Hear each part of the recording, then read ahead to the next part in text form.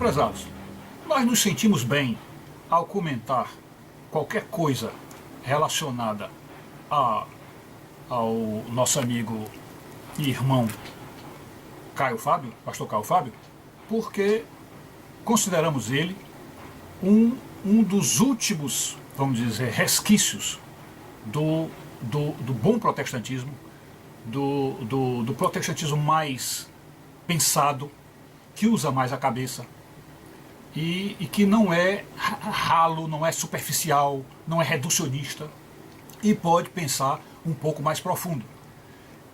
Isto se prova até quando temos usado diversas mensagens do pastor Caio Fábio em nossos vídeos e às vezes inclusive aproveitando alguns trechos de mensagens dele dentro de nossos vídeos. Portanto, nos sentimos assim tranquilos, vamos dizer, insuspeitos, porque temos tratado Caio Fábio com a mais pronta respeitabilidade. Temos dado a ele o mais digno respeito. Então nada nos temos falado nada contra ele.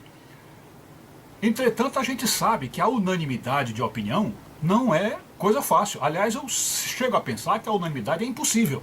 É impossível. A gente não tem condição, até pelo livre-arbítrio que Deus nos deu, nenhuma condição de fazer com que uma mente humana se pareça com a outra ou se iguale com outra em todos os aspectos. Não há como fazer isso.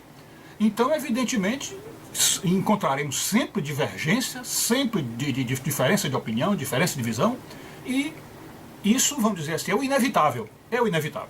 O próprio Jesus chegou e disse, olha, escândalos são inevitáveis. E quando Jesus disse isso, que escândalos são inevitáveis, ele está dizendo que até ele próprio poderia escandalizar.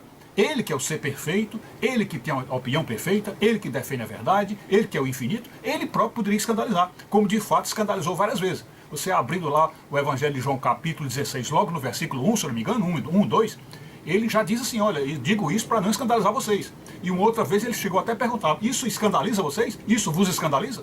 Então, é realmente muito difícil se conseguir unanimidade de opinião. Então nós elegemos, desde o nascimento da nossa fé, lá na década de 60, nós elegemos um cristão a quem descobrimos muita afinidade ou perfeita afinidade da nossa opinião com ele. E a partir dele nós formamos nossa escola, nosso pensamento, nossa corrente de pensamento a partir dele.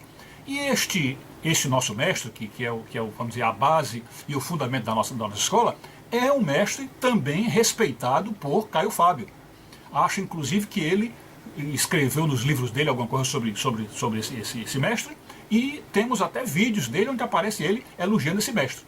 Nos referimos ao Dr. C.S. Lewis, que é para nós o paranífio patrono da nossa escola, e portanto tudo em nossa escola se baseia no pensamento do Dr. C.S. Lewis. E quem quiser ainda saber um pouco mais sobre isso, nós defendemos o lewisianismo, que seria a teologia trazida por Lewis, mas um lewisianismo purista, isto é puro. Quando nós chamamos de lewisianismo purista, estamos querendo dizer que é a mensagem de Lewis, a teologia de Lewis, sem vamos dizer assim, atrelá-la obrigatoriamente ou necessariamente ao que as igrejas pensam. Então, significa dizer que é uma maneira de enxergar C.S. Lewis sem necessariamente seguir o que as igrejas dizem acerca do Evangelho. Então, para nós, C.S. Lewis nos deixa independentes, porque ele próprio é independente, e a visão dele, a teologia dele, não necessariamente colabora, coincide e combina, vamos dizer, bate com a maneira das igrejas enxergarem a revelação de Deus. Então, isso é o que nós chamamos de lewisianismo purista. E por seguirmos isto, por seguirmos o Dr. C.S. Lewis de modo independente e de modo autônomo, não denominacional e não proselitista, então nós encontramos dificuldades ou diferenças no pensamento de Caio Fábio em relação ao nosso. E é exatamente este o ponto que nós vamos abordar aqui neste vídeo. Nós vimos um vídeo do pastor Caio Fábio, naquele programa dele chamado Papo de Graça, onde ele fala a respeito do suicídio. E ali o vídeo, acho que tem um título mais ou menos assim, Caio, por acaso quem se suicida necessariamente irá para o inferno? Então é um vídeo tratando deste assunto. E então nós retiramos do vídeo um trechinho, vamos mostrar para vocês agora, um trechinho, onde ele faz uma análise das diversas religiões acerca do tratamento do suicida, como é que as igrejas encaram o destino de um suicida, e ali ele aborda o judaísmo, a forma como o judaísmo vê isso, o islamismo, etc. Quando chega no catolicismo, ele então vai dar uma opinião que nós particularmente discordamos, e vamos aqui neste vídeo tentar mostrar o erro, ou os erros, que o pastor Caio Fábio comete ao analisar o cristianismo, vamos dizer, que é o cristianismo oficial, que nós consideramos adotado pelo cristianismo tradicional, mais antigo, muito antes da igreja protestante nascer. Então, vamos mostrar como o Caio Fábio se engana em relação a isso.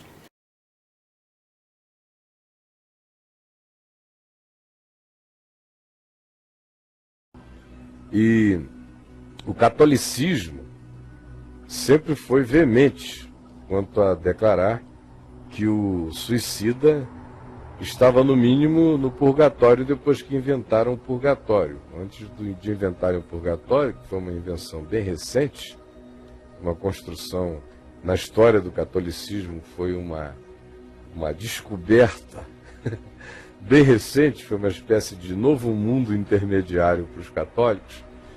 Foi um Cristóvão Colombo descobrindo o purgatório como lugar de purificação, como uma transição entre a terra e a eternidade celestial. Criou-se o purgatório como lugar de pagar penas para a salvação. Antes mesmo do surgimento do purgatório, o catolicismo sempre olhou para o suicida de maneira completamente negativa e não poupou ninguém de ouvir que o seu ente querido suicidado estava perdido. E, embora você tenha encíclicas católicas no livro de catecismo católico, você vê lá numa das cláusulas, 2244, uma coisa assim, está lá escrito que ninguém deve julgar um suicida como sendo alguém que foi para o inferno, porque só Deus conhece os mistérios do coração humano. Embora isso esteja escrito lá, na prática, diferentemente do judaísmo, que no que se diz na doutrina é pesado e na prática eles aliviam, no catolicismo o que se diz no catecismo é benigno, quanto a não se meter, deixar isso com Deus, mas na prática a gente sabe que os suicidas são tratados, e até há não tanto tempo atrás eram tratados de maneira muito, muito perversa. Vocês observam que no vídeo do pastor Caio Fábio há uma discussão feita por pessoas que se correspondem com ele através de e-mails, onde as pessoas perguntam ou questionam essa ideia de se alguém cometeu suicídio já está no inferno. Essa coisa automática que durante muito tempo vigorou nas igrejas, vigorou no judaísmo, islamismo e até no catolicismo mesmo, de que a pessoa suicidou-se, o destino é o inferno. E então isto é analisado dentro da pregação do pastor Caio Fábio, e aí, num certo momento, nós temos que parar e imaginar assim. Ora, o protestantismo diz que a pessoa vai para o inferno quando nega a Jesus, isto é, quando não crê em Jesus. Ou seja, a falta de fé em Jesus é a garantia da pessoa ir para o inferno. Esta é a maneira como os protestantes pensam. Pelo menos dizendo assim, a grosso modo é isto. Inclusive, a maioria deles, das denominações protestantes, dizem que não crer em Jesus, ou negar Jesus, é a tal da blasfêmia contra o Espírito Santo. É esta a maneira como eles veem. E como Jesus diz que a blasfêmia contra o Espírito Santo não tem perdão, nem neste século, nem no porvir, então a pessoa que nega Jesus está automaticamente no inferno. Eu chamo, inclusive, convido inclusive os amigos a assistir um outro vídeo nosso sobre essa questão da blasfêmia contra o Espírito Santo, e vou deixar na descrição o link deste vídeo para que vocês possam ouvir a resposta, que foi também na pregação de um outro protestante, onde ele, ao ser perguntado lá sobre o que é a blasfêmia contra o Espírito Santo, ele não soube responder e nós ali demos uma resposta. Vamos deixar na descrição o link para este vídeo. Pois bem, então o protestantismo diz que a pessoa vai para o inferno por não crer em Jesus. Pois bem, então nós vamos agora deixar uma frase aí estampada no vídeo, e ver como é que o protestantismo responde a isto. E logo depois nós vamos dar a resposta nossa para esta frase. A frase é a seguinte, olha aí.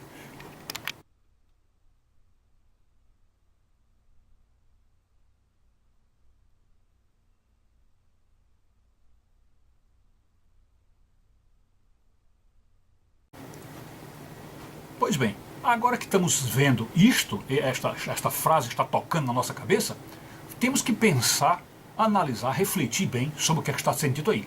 A frase diz: a pessoa que não crê em Jesus não merece nem o céu, nem o inferno. Este é o centro da frase que nós colocamos aí. Então, por que a frase vem e nos coloca este drama? Porque é o seguinte, a pessoa que nega a Jesus, ela, a rigor, não está cometendo nenhum pecado grave. Nenhum pecado grave. Ou seja, a pessoa descrê de Jesus, não há, a rigor, nada demais nisso. Porque a crença no Senhor Jesus é uma crença difícil. É uma crença difícil. Você vê que C.S. Lewis chega e diz bem claramente aí, olha, eu respeito muito mais um ateu sincero, um ateu correto, um ateu honesto, do que um fariseu aí, um religioso aí qualquer de uma religião, que com sua vida de pecados acaba blasfemando muito mais o nome de Deus. Então, C.S. Lewis fala claramente de que Deus acolhe, e ele, C.S. Lewis também acolhe com todo respeito, um ateu sincero. Então, porque a crença em Jesus é uma crença difícil, e que Deus não poderia exigir uma adesão a ele com essa facilidade toda com que os protestantes exigem que alguém cresça. Porque para crer em Jesus é preciso crer numa série de condições, vamos dizer assim, sem prova. E mais do que isso, a própria Escritura Sagrada, o próprio Evangelho, a Bíblia em si, ela não é digna de confiança. Perfeitamente não. Por quê? Porque a Bíblia é como se diz, é uma cópia de cópia de cópia de cópia.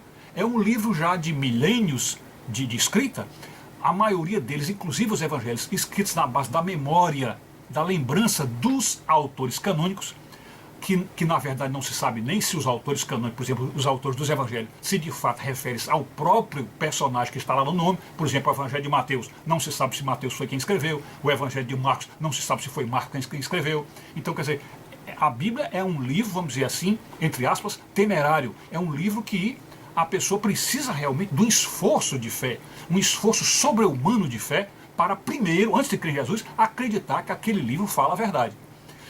E em cima disso, tem todo um conjunto de informações, de dados acerca de Jesus, que também exige um esforço de fé, para acreditar que de fato aquelas coisas aconteceram. Então todos os milagres de Jesus, por exemplo, exigem um esforço de fé muito grande, como aquela questão da multiplicação dos pães, daquela questão de ressuscitar mortos, enfim, são ocorrências que realmente exigem um esforço de fé. Então Deus, olhando essas pessoas e percebendo que lá no íntimo do coração delas, elas não conseguem crer nisso, né, na honestidade do coração. Vocês se lembram de São Tomé? Que São Tomé, na honestidade dele, ele dizia claramente: eu não consigo crer no Senhor. E ele que esteve com Jesus o tempo inteiro, eu não consigo crer no Senhor, a não ser que eu coloque o dedo nas chagas, nas feridas, é que eu vou acreditar. Então, Deus não jogaria um Tomé no inferno por ele descrer de Jesus. Até porque a descrença dele é honesta, é sincera, ele não consegue crer. Então Jesus não jogaria um homem como Tomé no inferno, não joga os Tomés no inferno. Então, se não joga no inferno, isso significa dizer que a misericórdia de Deus é muito maior do que um suposto capricho ferido, um orgulho ferido, dizer: ah, fulano não creu em mim, então está no fogo eterno. Não creu, está no fogo eterno. Não, isso não há com Deus. Isso não acontece com Deus. Deus não joga ninguém no inferno pela descrença. Bom, então esta é a primeira parte. Se Deus não joga ninguém no inferno pela descrença, então aí já se complica a história da blasfêmia contra o Espírito Santo, Porque, evidentemente, a blasfêmia não é a descrença em Jesus. Não é a descrença em Jesus. Então aí já se complicou as coisas para os protestantes. Mas voltamos àquela questão de que ele não joga, que uma pessoa que não crê em Jesus nem merece o céu nem o inferno. Então, não merece o inferno, já viu. Ele não merece o inferno por quê? Porque a misericórdia do Senhor jamais jogaria num fogo eterno, num castigo eterno, alguém que desacreditasse com sinceridade das promessas lá do Evangelho. Né? Então, jamais Deus misericordioso faria isso. E ele não merece o céu por quê? Porque a pessoa que não crendo em Jesus, ela também descrendo da palavra de Deus, ela está nesse pacote todo, descrendo dos 10 mandamentos, descrendo da obra de caridade, descrendo da misericórdia, descrendo da graça, não praticando as boas obras, etc, etc, etc. Então, evidentemente, uma pessoa dessa, ela não tem nenhum estímulo exterior para se corrigir, para se limpar, para se lavar. Então, por se manter nesta impureza, por se manter com estas sujidades, essa pessoa então não merece entrar no céu. Então observe que, se você conclui que existe alguém que não merece nem o céu nem o inferno, evidentemente aí se abre uma porteira para você enxergar um outro lugar que não seja nem o inferno nem o céu. Só que, como realmente o próprio C.S. Lewis entende assim, o inferno, a Escritura Sagrada diz claramente, o próprio Jesus diz, o inferno não foi um lugar feito para a gente, isto é, para seres humanos, não foi feito para seres humanos. Claramente Jesus diz que o inferno é o lugar preparado para o diabo e seus anjos. Isso está claramente escrito lá. Ora, se não foi um lugar feito para a gente, foi feito para demônios, e evidentemente Deus não colocando alguém que descrede Jesus, não colocando essa pessoa no inferno, e ao mesmo tempo ela não tendo purificado, não tendo obra, não tendo coração santificado, não tendo nada disso para entrar no céu, e o inferno sendo só para demônios, evidentemente surge aí um terceiro elemento na vida escatológica, na vida após-morte. Então este é que é o ponto em que a visão deste outro lugar começa a se abrir na nossa cabeça. Só que os protestantes, talvez muito tacanhamente, ou vamos muito precariamente, ficaram com essa tendência histórica de negar esta realidade, que é uma realidade bíblica, uma realidade que está na Escritura Sagrada, simplesmente porque o nome purgatório entrou no meio da história. Então você vê que neste vídeo que a gente viu do pastor Caio Fábio, ele chega a dizer que o nome, o purgatório é uma invenção recente, e ele ali está confundindo tudo. Está confundindo tudo. Não foi o purgatório como invenção recente. Não foi. É o nome purgatório que apareceu, vamos dizer, pós-cristianismo, pós-Novo Testamento. Porém, não é uma coisa recente.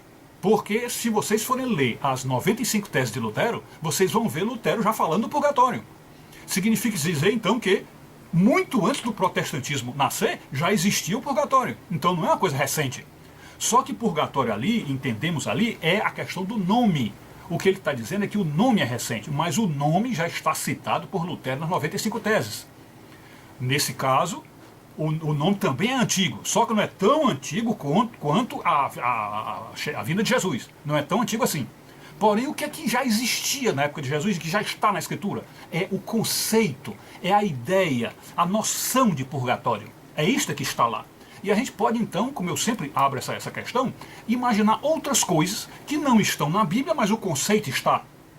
Não é? Por exemplo, a gente entra em contato com o Testemunho de Jeová e ele diz que ele quer nos combater dizendo que a palavra trindade não está na Bíblia.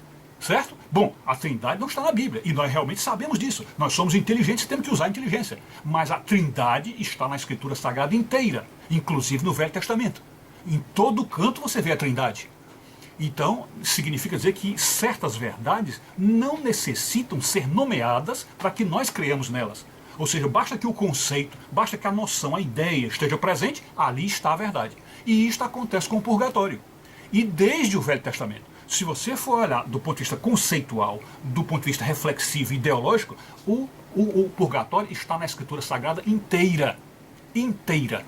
Então você vê, por exemplo, lá no Velho Testamento, uma citação lá no Salmo 23, muito conhecido de todos nós, quando o salmista diz: ainda que eu andasse pelo vale da sombra da morte, não temeria mal algum, porque tu estás comigo. Esse vale da sombra da morte é o purgatório.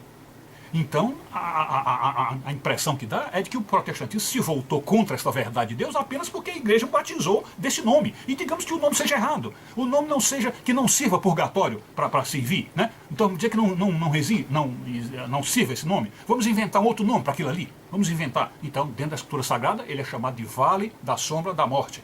O C.S. Lewis já chama o nome de abismo, ou grande abismo, né? Que está lá em Lucas, naquela parábola do rico e do Lázaro, que tem aquele abismo ali no meio.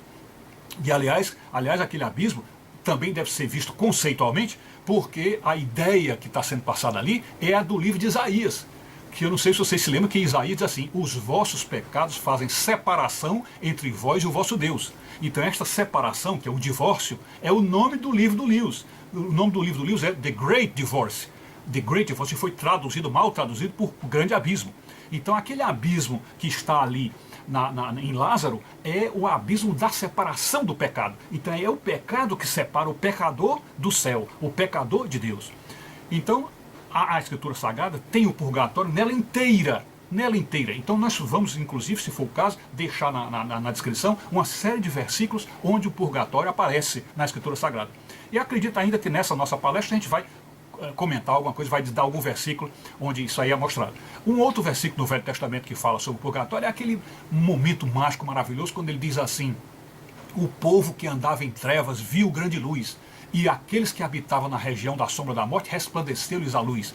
Então, que região é essa? Região da sombra da morte. Aqueles que habitavam na região da escuridão. Então, isso daí é o chamado mundo dos mortos. É a casa dos mortos. É para lá que as pessoas vão. E esta casa, vamos dizer, teologicamente, a gente entende não como o inferno, mas nós entendemos como infernos, no plural, infernos. E estes infernos aí, há um outro nome também, que também aparece no Velho Testamento, é o Hades. O Hades é aquela região onde os mortos vão. Então é isto aí que a igreja quis batizar com o nome de purgatório. E a igreja podemos admitir que a igreja errou ao usar esse nome purgatório, porque o nome purgatório ele bate muito em cima da missão, ele bate muito em cima da função, a função daquele lugar. A função daquele lugar é purgar, é dilapidar, é santificar, é isto. Então a igreja, creio eu, não posso julgar que foi um erro da igreja, mas a igreja quis, já que a teologia sempre está dizendo que não existe um lugar, que lugar é um conceito aqui tridimensional, então não existe um lugar, assim como Deus não habita em santuário feito por mãos humanas, porque é tudo supradimensional, multidimensional, então esse lugar também não é um lugar. Então, para evitar dizer alguma coisa, tipo, paraíso é um lugar, inferno é um lugar, para não ficar assim, uma coisa meio caricatural e meio precária, de chamar uma região multidimensional, chamar de lugar, então a igreja diz, não é lugar, é um período, é um episódio, é um tempo em que a pessoa lá se modifica, que a pessoa se santifica, a pessoa se purifica até poder entrar. Porque no reino de Deus, ninguém pode entrar se não estiver santificado. Aquele versículo que também os protestantes entendem meio pobremente, aquele versículo lá do livro de Hebreus, quando diz, sem santificação ninguém verá o Senhor, a ideia deles é também tão reducionista, tão simplória, que eles acham que a pessoa pode ir ao céu e não ver Deus. Está entendendo? Eles acham que então existe um salvo que vai para o céu e não vê Deus. Mas o que a Escritura está dizendo é essa: sem santificação ninguém verá o Senhor. Os crentes ficarão longe. E ficarão longe onde? No vale da sombra da morte, na escuridão, até que estejam puros o suficiente para enxergar o Senhor. E não é nem questão de Deus se esconder, não. É que a pessoa no pecado não consegue ver Deus. Não consegue ver Deus. Então, a ideia de purgatório é esta. O que então estamos dizendo é que lamentamos que Caio Fábio tenha saído dessa ideia de que não existe esse purgatório, que seria uma coisa recente, quando não é recente. Isso já desde antes de Lutero já existia purgatório. E a noção, o conceito, a ideia de purgatório é muito mais antiga, porque ainda é do Velho Testamento. Então o purgatório é completamente diferente do que Caio Fábio está dizendo. Agora, a ideia também que nos impressionou nesse vídeo que nós pegamos dele é o seguinte, é que se Caio Fábio está respondendo aí que o suicida não vai para o inferno, ou seja, que ninguém pode dizer se o suicídio vai para o inferno, e nesse caso eu até concordo com ele, que a igreja também já diz isso, que não se pode julgar e dizer se aquela pessoa que se suicidou foi para o inferno ou não, mas o que nós temos que nos lembrar é o seguinte, que se por causa de pecados, vamos dizer, muito menores do que o suicídio, a Escritura fala de que não herdarão o reino de Deus, aí vocês se lembram daquele versículo que diz: nem efeminados, nem prostitutas, nem ladrões, nem roubadores herdarão o reino de Deus. Então, se tem um versículo que diz isto, como encarar que uma pessoa que tirou a própria vida, isto é, que matou, você que, vamos dizer assim, contrariou aquele mandamento que diz não matarás, então a pessoa que fez isso, que cometeu um assassinato, um auto-assassinato, como é que essa pessoa vai para o céu? Como é que vai para o céu? Então, se a pessoa que é o roubador, é a prostituta, é o efeminado, não vai para o céu, como é que o suicida vai? Então, evidentemente, isso aí abre uma outra porta para que a gente veja que tem que existir um purgatório. Quer dizer, o purgatório é necessário, é 100% necessário. Porque não, o inferno é feito apenas para demônios.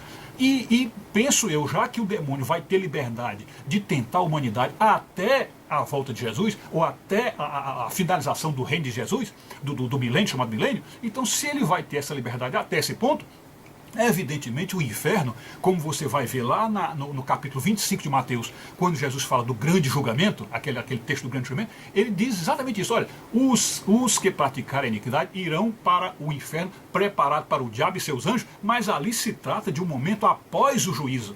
Isso é depois que passar a parousia, depois que Jesus voltar, depois que ele reunir todas as nações na sua presença, que o tribunal branco for instaurado, e aí depois desse julgamento, aí as pessoas que não tiverem sido purificadas em todo o processo de purificação, em todo o processo de santificação, tanto na terra como na vida após morte, tanto na terra como no purgatório, não tiverem sido purificadas, aí sim serão jogadas no lago de fogo e enxofre, junto com o diabo e seus anjos, que é o local que Deus preparou para essas almas definitivamente perdidas.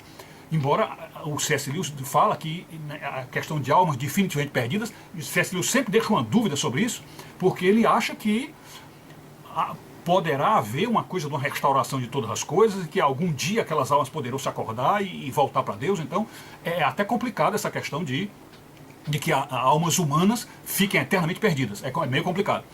E interessante é que C.S. Lewis, quando analisa a questão da recuperação de uma alma, ele diz que a alma humana, às vezes, talvez, tenha até mais dificuldade de se recuperar do que a alma, vamos dizer, de um anjo caído, porque o anjo, apesar de ter caído muito mais profundamente no pecado do que nós, porque quanto mais alta a árvore, maior a queda, mas em compensação ele tem uma consciência muito mais perfeita do que a nossa, e em algum momento essa consciência pode dar um estalo, despertar e esse anjo caído voltar. Então isso C.S. Lewis analisa assim. Já uma alma humana, quando cai, como ela também cai pouco, mas também tem a consciência muito pobre, pode ser que ela nunca volte. Então veja como há uma dúvida tremenda aí em relação a essas questões da escatologia. Agora, a verdade é esta: se um mero roubador, um mero mentiroso, a Bíblia diz que não herdará o reino de Deus, significa dizer que essas pessoas não irão ao céu com estes pecados. E se também não irão ao inferno, já que o inferno é feito para diabo e seus anjos e é para após o juízo, então onde essas pessoas estarão?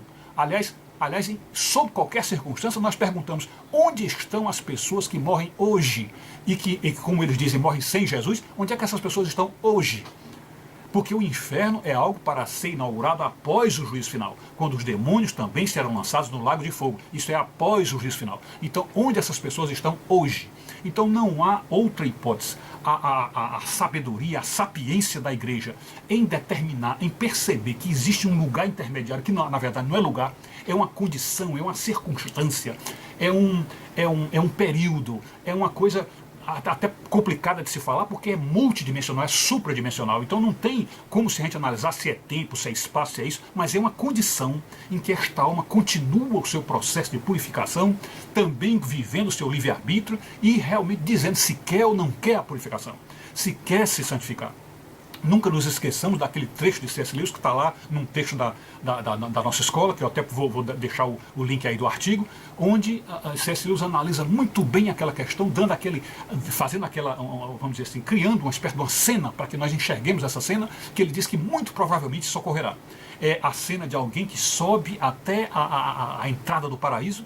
E aí quando essa pessoa olha para dentro do paraíso e vê todo mundo puro, santificado, 100% santo ali, e a pessoa olhando para dentro de si percebe que não está totalmente puro, Então a pessoa aí nesse ponto, ela vai olhar para Deus e Deus diz assim, olha, você pode entrar aqui, não tem problema, você pode ficar aqui conosco, que aqui nós não somos perseguidores de ninguém, aqui não fica cobrando pecado de ninguém, você pode entrar. Mas ele diz que a pessoa terá uma honestidade interior, será uma alma pura, uma alma boa nesta hora, e vai pensar assim, não, eu não estou totalmente puro, eu não estou totalmente santo, então Senhor, eu acho que eu não posso entrar aí, eu acho que eu não, se eu entrar eu posso até contaminar os outros, eu quero me limpar, eu quero primeiro me limpar, eu quero tirar essa sujeira dentro de mim. E aí Deus ainda pergunta assim, Deus de tão bom, tão misericordioso, ainda pergunta assim, mas olha, mas isso vai doer, esse processo vai doer. Não importa. A resposta dele é, não importa que doa. O pecador diz, não importa que doa, eu quero realmente me purificar, porque eu quero ser digno de entrar na tua casa, então eu quero entrar dignamente, com a mesma santidade desse povo que está aí. E aí então Deus diz, olha, vai doer. Diz, eu quero que doa. Então a pessoa volta à escuridão, volta àquele ambiente, que ninguém sabe que ambiente é esse, mas ele vai de novo passar pelo processo de dilapidação, aquele formão, que C.S. Lewis chama de formão, aquela talhadeira batendo até dilapidar para que aquela alma se torne realmente aquilo que Deus quer. E a intenção desse formão, a intenção dessa modelagem de Deus, a intenção qual é? É nos tornar amáveis e capazes de amar como Deus ama. Então é nos fazer almas tão puras e tão perfeitas que nós sejamos capazes de amar como Deus ama e sejamos amáveis como Deus. É isso.